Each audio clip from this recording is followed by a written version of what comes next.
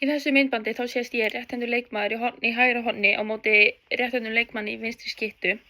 Ég veit ekki af hverju ég geri þetta, en ég geri þetta mjög oft að ég stend svona vitlaust á hendi.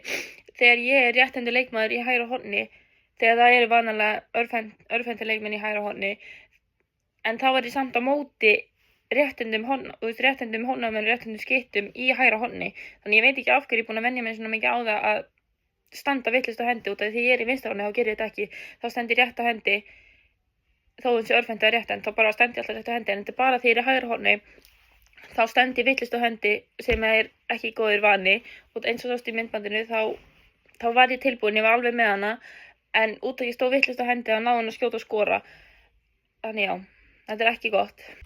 Þannig já, ég verði í rauninni bara að æfa mig að standa rétt á hendi, sérstaklega í hægra horni, og bara ég ætla að beða liðsfélagana mína að hjálpa mér ef þau sjá mig standa vitlaust á hendi, bara beita mér á það, bara benda mér á það hvort að ég bara segja hei Kristín, þú ert að standa vitlaust á hendi, og bara þá skilju er ég meðvituð með þetta, og ég ætla líka að byrja að vera meira meðvituð sjálfa mig, hvernig ég er að standa og hvernig ég er að beita mér.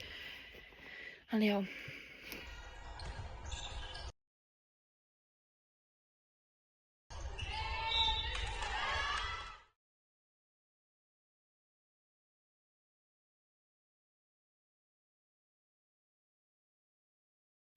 Í þessari klippu þá sést ég aftur í hægra horni rétthentur leikmaður á móti vinstri skyttu rétthendum leikmanni, og ég lærði það fyrir mistökum og ég stóð rétt á hendi, nema það að þegar hún kemur í árás þá bakka ég niður og verð flöt.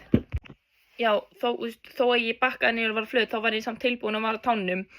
Þó að ég stóð ekki rétt, þá var ég var tilbúin á tánum, en sem er ekki nóg, út af því að það er ekki nóg að standa bara á tánum og vera tilbúin. Ég verð að standa rétt, og ég var í rauninni bara mjög heppin með hvernig hún sækir á.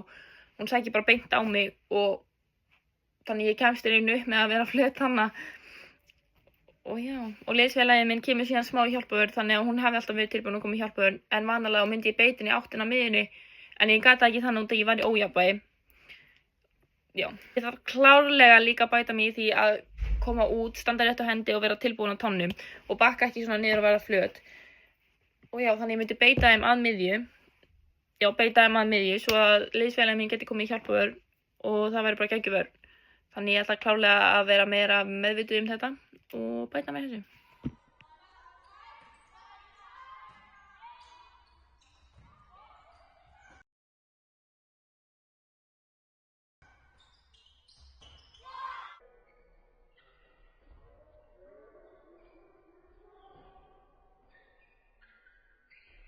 Í þessari klippu þá sést það að ég kem í allt og miklu hjálpavörn, allt og snemma.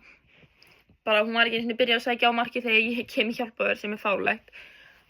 Og hún horfir ekki einu sinni á markið og sendir niður í horn. Þannig ég er í hjálpavörn á móti leikmanni sem er ekki svona að horfa á markið, er ekki einu sinni að sækja á til þess að komast í gegn.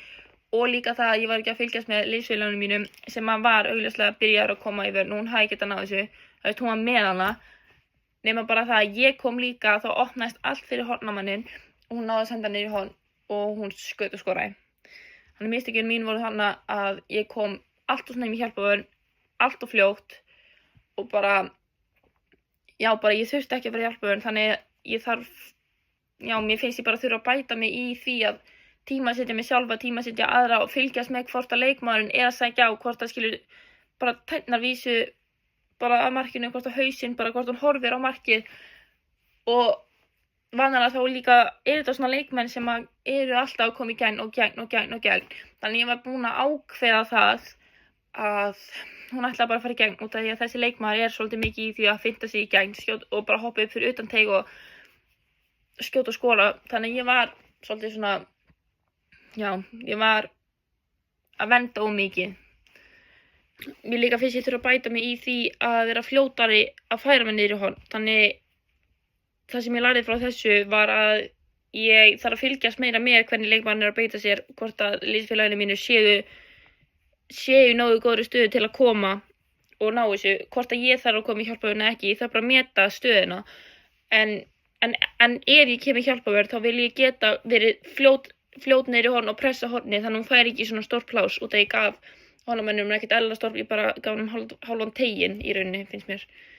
Þannig, já, ég þarf mjög mikið að læra af þessu að bara, já, þetta mjög mikið svona, ég veit ég ger þetta oft sem smá pirrandi að ég ger þetta oft aftur og aftur. Það var ekki fyrir þannig fyrir ég byrja að gera bara þetta verkefni að ég tók eftir svo mörgum mistökum en aðalega í vörninni hjá mér, mistökin mín var tímasetning, fótavinna og bara svona hugsunin, bara lesa í leikinn í rauninni. Ég var ekki að lesa nógu vel í leikina en núna ég meðvituð þetta allt og ég get bætt mig í þessum öllum hlutum og ég ætla að halda áfram að reyna mitt besta að bæta mig og gera betur og já, ég ætla bara að bæta mig.